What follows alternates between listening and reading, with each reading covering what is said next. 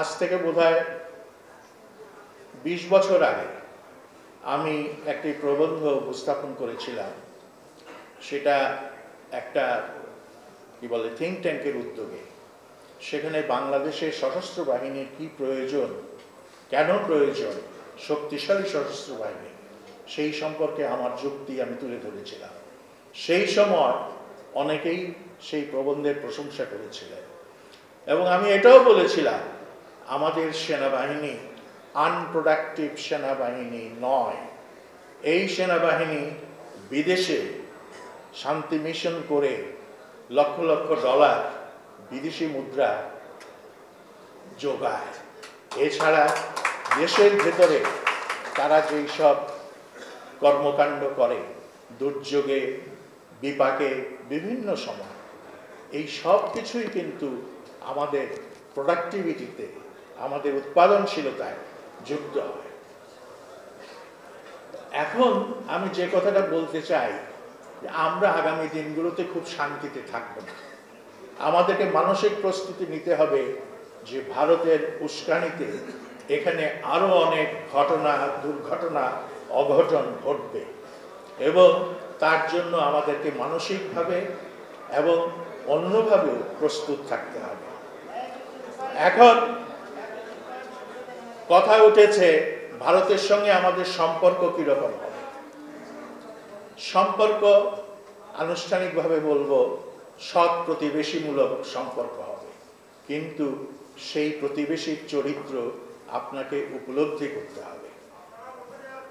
প্রতিবেশীর চরিত্রটা কি? প্রতিবেশী বিশ্বাস করে মনুসংহিতায়। মনুসংহিতায় কি বলা হয়েছে? আপনার নিকটতম প্রতিবেশী আপনার শত্রু, এবং এই মন্ত্রে দিল্লির শাসকরা বিশ্বাস করে। আর বিশ্বাস করে বলেই আজকে আমরা লক্ষ্য করছি ভারতের সঙ্গে কোনো প্রতিবেশী রাষ্ট্রের সুসম্পর্ক নেই। ভারত যদিও বারবার বলছে যে আমরা আমাদের প্রতিবেশীদের সঙ্গে সক্রিয়ভাবে সম্পর্ক নির্মাণ করব, কিন্তু বাস্তবে যেটা করছে সেটা সম্পূর্ণভাবে তার উল্টো। আধিপত্যবাদের জন্যই তারা সবসময় ব্যস্ত থাকে। কাজেই এই ভারতের আধিপত্যবাদী যে চরিত্র, আমরা এবারকার যে গণ অভ্যুত্থানের পর এদেশের মানুষের মধ্যে যে ভারতীয় আধিপত্যবাদের বিরুদ্ধে যে বিক্ষোভ, তার বহিঃপ্রকাশ ঘটেছে। ভারতীয় সাংবাদিকরা শাসকদের, দিল্লির শাসকদের নজর কাড়ার জন্য লিখছেন যে বাংলাদেশে এখন ভারত বিরোধী মনোভাব তুঙ্গে। ঠিক আছে, এই ধরনের মনোভাব শুধু নতুন করে নয়, আমার তো মনে হয় 71 সাল থেকেই এই মনোভাব ছিল। আমাদের যারা যোদ্ধা ছিলেন, মুক্তিযোদ্ধা ছিলেন, বিশেষ করে সামরিক বাহিনীর পক্ষ থেকে, তারা কিন্তু বারবার চিন্তা করেছেন, ভেবেছেন যে হয়তো আরেকটা লড়াই করতে হবে, আরেকটা যুদ্ধ করতে হবে। সেই যুদ্ধটা কার বিরুদ্ধে? ভারতের বিরুদ্ধে।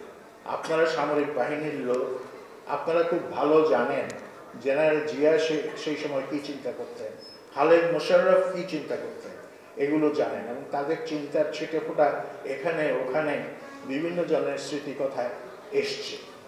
সুতরাং আমাদের যুদ্ধটা ছিল অন্তত 2 স্টেজ যুদ্ধ। প্রথম যুদ্ধ পাকিস্তানের হানাদারদের বিরুদ্ধে, দ্বিতীয় যুদ্ধ ভারতীয় আগ্রাসীদের বিরুদ্ধে। এই 2 স্টেজ লড়াইটা সম্পূর্ণ না হওয়াতেই আজকে বাংলাদেশে সমস্যার সৃষ্টি হয়েছে।